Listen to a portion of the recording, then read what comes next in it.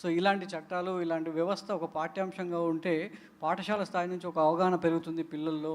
So బయట సమాజంలో ఇలాంటి నేరాలు కావచ్చు, ఇలాంటి చెడు విషయాల పట్ల ఆకర్షితులు ఎవరు అనేది అది ఎంతవరకు సాధ్యం? అది బయట సమాజంలో అది జరుగుతుందంటారా? సినిమాల ద్వారా చూపిస్తే ఒక అవగాహన మాత్రమే ఉంటుంది తప్ప ఆచరణ సాధ్యం కాదంటారు.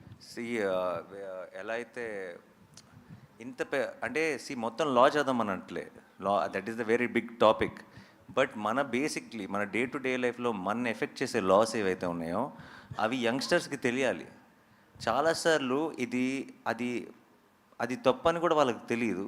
అండ్ అది లాలో చాలా పెద్ద తప్పు, అది జీవితాలు నాశనం చేయగలిగినంత పెద్ద తప్పు అది. అండ్ అవన్నీ తెలియకుండా వాళ్ళు చేసిన ఒక పొరపాటుని మనం చాలా పెద్ద క్రైమ్గా కూడా చూస్తాం అప్పుడప్పుడు. సో ఇది ఒక్కటే కాదు, I think more and more details about మేము దేని గురించి డీల్ చేస్తున్నాం, ఎలాంటి కేసుని టేకప్ చేసాం ఈ సినిమాలో ఏంటన్నది మీకు రేపు థియేట్రికల్ ట్రైలర్ వస్తుంది ఒక 10 daysలో. అప్పుడు మీకు ఇంకా మచ్ మోర్ క్లారిటీ వస్తుంది. ప్రస్తుతానికి మాత్రం ఆ లవ్ సాంగ్ రిలీజ్ చేసాం కాబట్టి లవ్ స్టోరీ మీద మాత్రమే ఫోకస్ చేస్తున్నాం. But as we go to the release we will have much more details about this. And ఈ సినిమాకి we are planning to have a special red carpet for everyone, for the industry, for the media, for everyone. ఎందుకంటే ఇలాంటి cinema I think చేతిలో ఉన్నప్పుడు మనకి ఆ release రోజు ఎలా ఉంటుంది, మార్నింగ్ షో ఇలా కాదు, ఇంత గొప్ప సినిమా ఉంది అన్న ఒక చిన్న కాన్ఫిడెన్స్తో అందరికీ చూపించాలని కోరుకుంటుందిగా. సో డెఫినెట్గా మీ అందరికీ రిలీజ్ కంటే ముందే ఈ సినిమాని చూపిస్తాం. నానిగారు ఇక్కడ నానిగారు యాక్చువల్లీ వాల్ పోస్టర్ సినిమాస్ నుంచి నాని నుంచి ఒక సినిమా వస్తుందంటే ఎంతో విషయం ఉందని తెలుస్తుంది, అర్థమవుతుంది.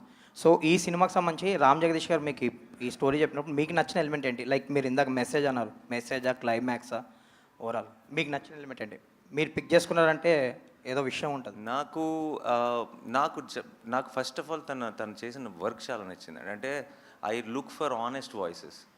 నాకు సినిమా హిట్ అవుతుంది అని కథ చెప్పే వాళ్ళకంటే నా మనసులో ఒక కథ ఉందండి, ఈ కథ ఎప్పటికైనా చెప్పాలి అని చెప్పేవాళ్ళు ఎక్కువ నచ్చుతారు. అది నా సినిమాలో అవనివ్వండి, అది జనరల్గా ఇది మనం ఒక సూపర్ హిట్ కొడదాం అని చెప్పే వాళ్ళకంటే కూడా, లేదంటే నాకు ఒక సినిమాని సెల్ చేయడానికి ట్రై చేసే వాళ్ళకంటే కూడా మీరు కొంటే కొనండి లేకపోతే లేదు, నాకు చెప్పాలని ఉన్న కథ ఇది అని ఒక హానెస్ట్గా చెప్తారు చూసారా, వాళ్ళు బాగా నచ్చుతారు నాకు. అండ్ నాకు అలాంటి ఒక క్వాలిటీ జగదీష్లో కనపడింది.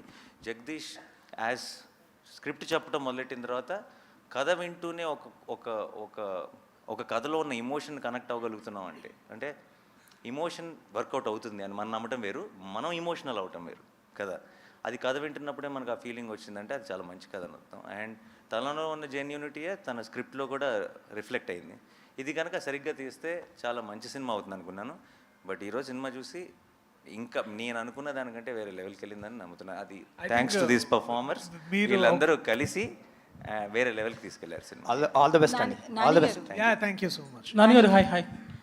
అయితే బేసికల్లీ పోక్సో చట్టం గురించి నిజంగానే మీరు అన్నట్లు ఎవరికి తెలియదు. మన జానీ మాస్టర్ కేసు తీసుకున్నా ఇదే దీనికి సంబంధించిందే.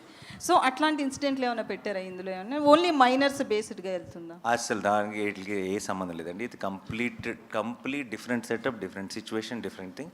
అండ్ మీకు త్వరలో ఎనీవే మీకు ఒకసారి థియేట్రికల్ ట్రైలర్ మీరు చూసేసిన తర్వాత అసలు ఇలాంటి క్వశ్చన్ కూడా రైజ్ అవుతుంది, మీ క్లారిటీ వచ్చేస్తుంది. అయితే మైనర్స్కి మద్దతుగా ఉంటుందా మీ సినిమా? అంటే మైనర్స్ లవ్ స్టోరీ, వాళ్ళు ఏజ్ ఇవన్నీ అదే like I said much more details will be revealed later. POCSO related details అన్ని తర్వాత చాలా డీటెయిల్గా మాట్లాడుకుంటాం. ఎందుకంటే లీగల్గా తర్వాత ఇష్యూస్ వచ్చే అవకాశం కూడా ఉంది. లేదండి, దానికంతా మాకు సెన్సార్ అనే ఒకటి ఉంది, వాళ్ళకి అన్ని క్లారిఫై చేసుకొని అన్ని ఎఫిడవిట్లు పెట్టే క్లారిఫై చేసుకొని సినిమా చేస్తున్నాం. సో మీరు ప్రాబ్లం క్రియేట్ చేస్తే తప్పితే లీగల్గా ప్రాబ్లం వచ్చే ఛాన్స్ లేదు. మీకు ఆ కంగారు అవసరం లేదు. అయితే మీరు ఒక స్టార్ హీరో, మరి మూవీకి బడ్జెట్ కూడా అదే స్టార్డమ్లో పెట్టారు. ఓకేనా మీకు క్వశ్చన్? ఎంత అవసరమో అంత పెట్టారు. ఏ సినిమాకి what is important is what is the concept, what is the setup, who are the performer. ఈ సినిమాకి ఏం అవసరం అన్నది అంతే. ఒక్కొక్క సినిమాకి ఒక్కొక్క సెటప్ అండి, అంతే. సో ఇట్ డజంట్ ఈ కథని నేను ఎలా చూసానో, ఈ కథకి ఏం కావాలో అన్నీ ఇచ్చామా జగదీష్? Of course. ఇది మీరు నన్ను అడిగితే బాగుండేది. మీరైనా చెప్పచ్చు. అంటే ఇంత ఖర్చు పెడితే తిరిగి వస్తాయా అని ఆలోచించకుండా ఖర్చు పెట్టారండి. ఇది మాత్రం షూర్ షాట్. అసలు ఏదైనా ఒకటి అడిగితే జగదీష్ ఎందుకు ఇది అవసరమా, ఇది ఇలా ఇంకో ఆల్టర్నేట్ థాట్ ఉంది కదా, ఇలా అయినా ప్లాన్ చేద్దాం, అసలు ఇలాంటి మాటలే రాలేదు. What was asked was there. నాకు in one word if I have to say, నాకు ఫర్ కోర్ట్ గురించి నాకు ఇంతకుముందు నేను కొన్ని ఫిల్మ్స్ ప్రొడ్యూస్ చేశాను. ఇంతకుముందు ప్రొడ్యూస్ చేసిన ఫిల్మ్స్ రిలీజ్ ముందు నాకున్న ఫీలింగ్ ఏంటంటే ఇది అందరూ చూసి నచ్చితే మనం గెలుస్తాం అన్న ఫీలింగ్ ఉండింది.